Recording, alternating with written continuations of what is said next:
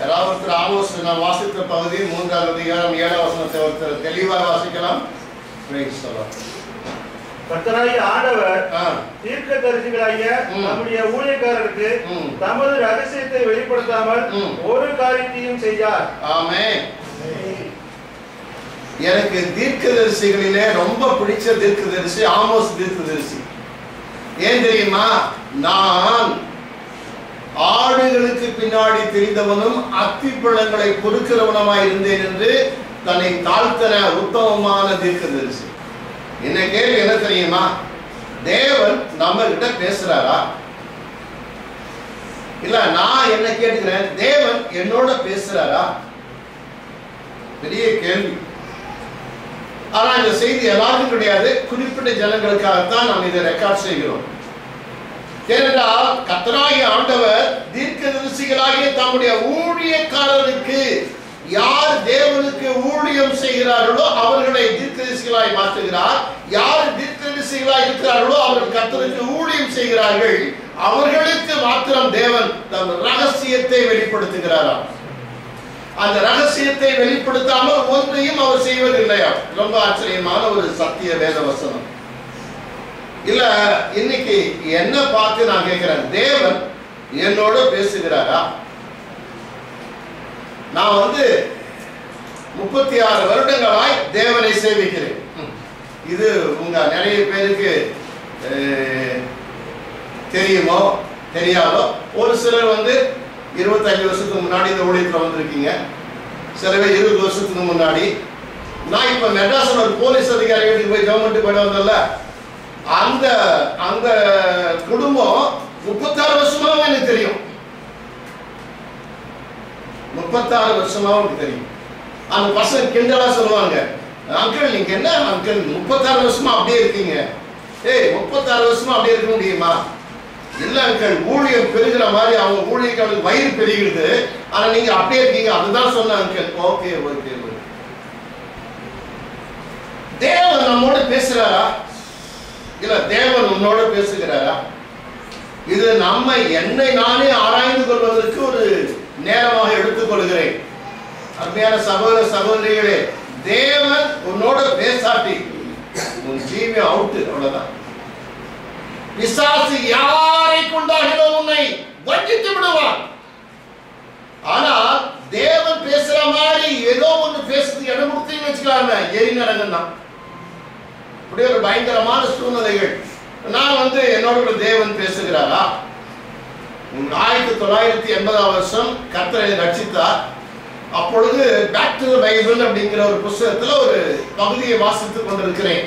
அப்பொழுது the soul is most priceless things in the world, in the universe அப்படின்னு ஒரு வார்த்தை. ஒரு ஆத்மா அகிலத்திலேயே விலையேற பெற்றது. அப்ப தேவன் பேசுகிறார், இந்த ஆத்மாக்களை ரட்சிக்கும்படியாக நீ என் பின்னாடி வா.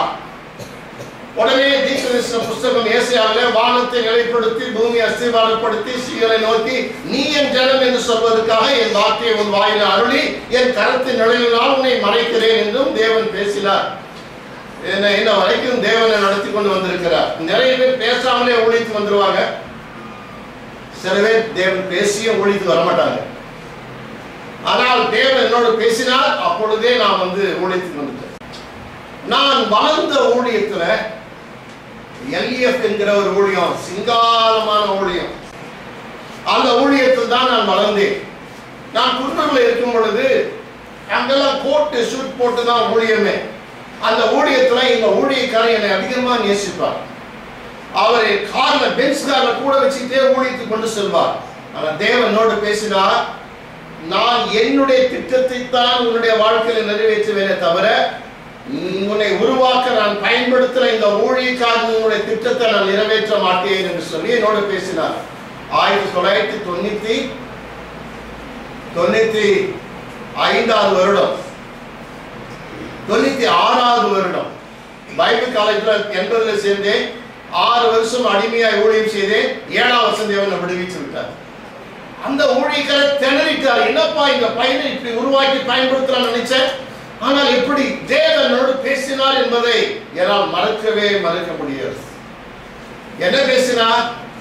அநேக ஊழியங்களை செய்கிறார்கள். என் கையில் இருக்கிற ஊழியத்தை யார் செய்வார் என்று கர்த்தர் என்னோடு பேசினார். உடனே என்னுடைய இருதயத்திலிருந்து சொல்றேன், கர்த்தர் கையில ஒரு ஊழியம் இருக்குது, யாரும் செய்ய முடியவில்லையா?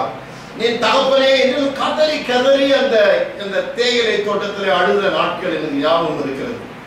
சரி, எழுப்பு ஊழியத்துல நாம் நேர்மை அடையவில்லை. அவமானம், சிறுமை, பசி, பட்டினி. ஆனால் இருந்த ஊழியத்துல சிங்காரமான ஊழியம், அதை வெறுத்து தேவன், இதெல்லாம் தேவன் பேசினது. இப்பொழுது நான் சுருக்கமாய் சில காரியம் சொல்ல விரும்புகிறேன். நான் என் கையில ஒரு இங்கிலீஷ் ஷீட் வைத்திருக்கிறேன். இந்த ஷீட்டை நான் 1999 வருஷம் புது வருடம் பிறப்பதற்கு முன்னாடி நான் இதை பிரிண்ட் பண்ணி எல்லாரும் கொடுத்தேன். இதில் என்ன எழுதியிருக்கு என்றால் 1999 it is a year of, it's a happy new year or a year of fear. தமிழ்ல சொல்றேன், 1999 வருஷம் சந்தோஷத்தை கொடுக்கும் புது வருடமா இல்ல பயத்தையும் சஞ்சலத்தை கொண்டு வரக்கூடிய வருஷமா என்று சொல்லி, வடக்கிலிருந்து யுத்தம் வரும். I will bring disaster from the north. எரேமியா 4:6. வடக்கிலிருந்து அழிவு வரும். இதை அடிச்சு கொடுத்தேன். இது எப்படி நான் அடிச்சே சொல்ல கவனிச்சுங்க. 1998 வருடம் ஆகஸ்ட் மாசம் 5வது நாள், 5வது தேதி. இன்னைக்கு தேதி என்ன? நவம்பர் 6ஆம் தேதி 2016 வருஷம். நான் சொன்னது 1998. எத்தனை வருஷம் ஆச்சு சொல்லுங்க பார்க்கலாம். சீக்கிரம் கணவனை சொல்லுங்க. 1998 இப்ப 2016 எத்தனை வருஷம் ஆச்சு? கண்டுதானே? எனக்கு கணக்கே போட தெரிய சொல்லுங்க. 18 வருஷம் முன்னாடி என்னோட பேசினேன்.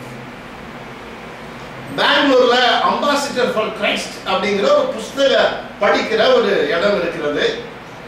அங்கே நான் உட்கார்ந்து புக்கு படிச்சுட்டு இருக்கேன். தேவனுடைய கரம் என் நேரம் அமர்ந்து, நீ நேரம் வீட்டுக்கு போ, நான் சொல்லுவது நீ எழுது என்று சொன்னார். அதான் இதுல எழுதி இருக்கிறது. 18 வருஷத்துக்கு முன்னாடி நான் இது எழுதிட்டு படுத்துட்டேன். என்னை எழுப்புறதுக்கு 2 மணி நேரம் கதவை தட்டிட்டே இருக்காங்க. நான் எழும்பவே எழுப்பல. செத்தவனை போல் ஆனேன்.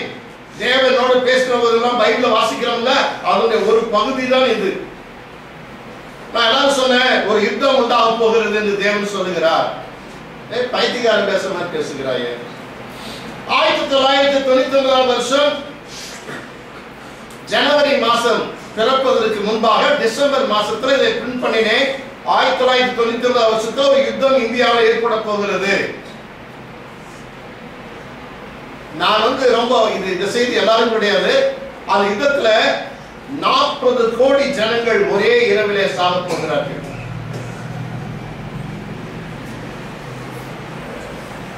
உடனே அடுத்த 2-3 நாட்களிலே செய்தித்தாள் வருகிறது, கிளின்டன் என்கிற அமெரிக்க ஜனாதிபதி, something happened between India and Pakistan, 25 million people will perish in India. 25 million, எனக்கு கணக்கெல்லாம் தெரியாது, நீங்களே கணக்கு போட்டுங்க. உடனே நான் இந்த காரியத்தை பிரிண்ட் பண்ணி எல்லாரும் கொடுத்து விட்டேன். இப்ப நல்லா கவனிங்க, வெளிப்பாடு என்பது தீர்க்க தரிசனம் அல்ல, தெரிஞ்சுக்கணும். நிறைய பேர் வெளிப்பாடு வச்சுக்கிட்டு தீர்க்க தரிசனம் சொல்றாங்க. இல்ல இல்ல இல்ல, மனிதனுடைய தேவைகளுக்கு நீ பேசுகிறாயே, அதுவும் தீர்க்க தரிசனம் கிடையாது.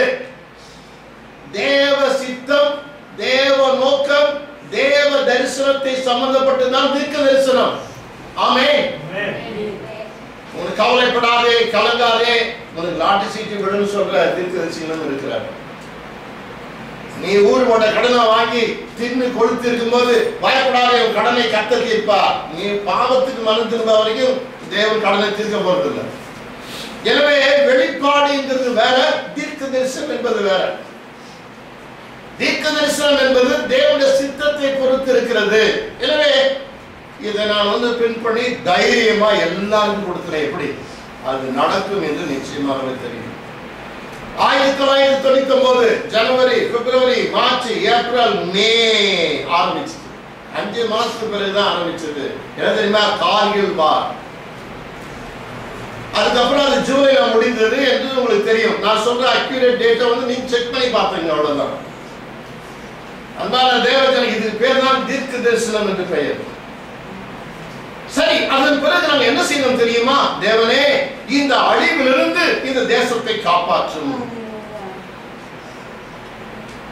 இந்த அழிவிலிருந்து தேவஜனங்களை காப்பாற்றும் என்று இடைவிடாமல் மன்றாடி, இத நீங்க பெங்களூர்ல யாராவது நீங்க பாக்குறீங்கன்னா உங்களுக்கு தெரியும். கமநல்லில குளிரும் புயலும் கடும் குளிரும் இருந்த நாட்களிலே காலையில 5 மணிக்கு ஜபம். இப்படித்தான் நான் பெங்களூர்ல ஊழியம் செய்தேன். இதை காண்கிறவங்க நீங்க மறுக்க முடியாது. 5 மணிக்கு ஜபம், மன்றாடி ஜபம் பண்ணுவோம். அங்க இருக்கிற நாங்க இருந்து வாடகை ஒரு கத்தோலிக்க சகோதரன் குடும்பத்துல அங்க இருக்கிற ஆங்கிலோ இந்தியன்ஸ் எல்லாம் வந்துட்டு, what these people are praying, let them pray, what they are screaming. நாம வந்து பாரத்தோடு ஜெபிக்கிறத பார்த்து what they are screaming, ஏன் கத்துறாங்க, வேற வழி இல்லை. அந்த கத்தோலிக்க பிரதர் அவர் அருளப்பன், ஜான் அருளப்பன், அவர் சொன்னாரு, நீ ரெக்கார்டு பாட்டை போட்டு ராத்திரி குடிச்சிட்டு 12 மணி வரைக்கும் டான்ஸ் ஆடி கத்துற இல்ல, அவங்க தேவனுக்காக கத்துறாங்க. இப்படி அவர் சொன்னது நிமித்தமாகத்தான் அவன் போட்ட கூடாரத்தை அப்படியே விட்டுட்டு நான் வந்துட்டேன். ஒரே ஒரு வார்த்தை பரலோகத்துல மகிழ்ச்சியை உண்டாக்கினது. அந்த நாட்களிலே தேவன் இப்படியாக இடைப்பட்டார். உடனே மெல்ல மெல்ல மெல்ல மெல்ல எல்லா விதமான இடர்களும் தணிந்து சுமூகமான கிருபையும் விடுதலையும் உண்டானது. ஆமென். Praise the Lord. இங்க அழிவோரும் அங்க அழிவோரும், இங்க இப்படி நடக்கும். இது வந்து தீர்க்கதரிசனம் கிடையாது, வெளிப்பாடு. விசுவாசம் தெரியும். தீர்க்கதரிசனம் என்பது தேவன் சொல்லி செய்வது, தேவன் எச்சரித்து செய்வது. மனம் திரும்பும் பொழுது தேவன் அது வந்து தேவன் மீட்டெடுத்து விடுவார். நினிவேவுக்கு 40 நாளிலே நீ கவிழ்க்கப்பட்டு போவாய் என்று யோனா மூலமாய் தேவன் சொன்னார். அவங்க மிருகம் கூட தண்ணி குடிக்காம உபவாசம் பண்ண உடனே கர்த்தர் மனம் மாறிவிட்டார். நான் இப்படி எல்லாம் சொல்லும் பொழுது அறிவு குறைவுள்ளது, தீர்க்கதரிசனம் சொல்வதும் குறைவுள்ளது. அடுத்த நிமிஷம் தேவன் என்ன செய்வது நமக்கு தெரியாது. அன்பான தேவஜனமே, இந்த காரியங்கள் எல்லாம் தேவனோடு பேசுகிறார் என்பது ஒரு இம்மியும் எனக்கு சந்தேகமே கிடையாது. இன்னொரு உதாரணத்தை சொல்ல விரும்புகிறேன், கவனி. பெங்களூர்ல ராஜ்குமார் என்கிற நடிகரை வீரப்பன் என்கிற ஒரு என்ன சொல்றது காட்டு கொலைக்காரனா பண்டிட் அப்படின்னு என்ன அர்த்தம் சொல்லுங்க பார்க்கலாம். அவர் கடத்தி விட்டார். எந்த வருஷம் நடந்தது? 2000 வருஷத்திலே நடந்தது. கர்நாடக கவர்மெண்டே ஸ்தம்பிச்சுட்டு அப்படியே. இது நீங்க கேட்கிறவங்களுக்குலாம் அந்த நிலைமையில எப்படி இருந்திருக்குன்னு தெரியும். ஸ்தம்பித்து விட்டது. இப்போ பிரச்சனை என்ன தெரியுமா? தமிழ் மனிதன் வீரப்பன் கன்னட நடிகர் ராஜ்குமாரை கடத்தி விட்டார். தமிழ் கன்னடம் என்கிற பகையிலே திரளான ஜனங்களை சாவடிக்க பிசாசு ரெடியா இருக்கிறது. திறப்பின் வாயில 5 மணிக்கு ஜெபம் பண்ணினோம். ரொம்ப பயங்கரமா ஜெபம் பண்ணினோம். மறக்க முடியாது. ஜெபம், ஆண்டவரே, தானியேலுக்கு கொடுத்த வரத்தை போல எனக்கு கொஞ்சம் கொடுத்தா அவன் எங்க இருக்கான்னு கண்டுபிடிச்சு சொல்லலாம் அந்த கவர்மெண்ட்டுக்கு.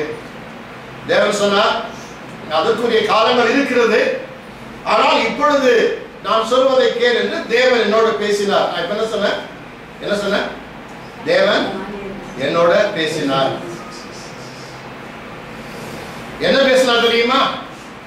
இதோ மகனே, அந்த வீரப்பனுக்குள்ளாக 2 பிசாசுகள் கிரியை செய்கிறது. ஒன்று, நான் ஓப்பனா வேற வழியில ஓடியதுக்காக சொல்லுகிறேன், ரத்தத்தை குடிக்கிற காளி என்கிற பிசாசும் இயேசுவின் ரத்தம் ஜெயம். இரண்டாவது, வஞ்சகமாய் மக்களை ஏமாற்றுகிற பொறங்கின் ஆவியும் கிரியை செய்கிறது. இன்னொரு வார்த்தையை நான் சொல்லல.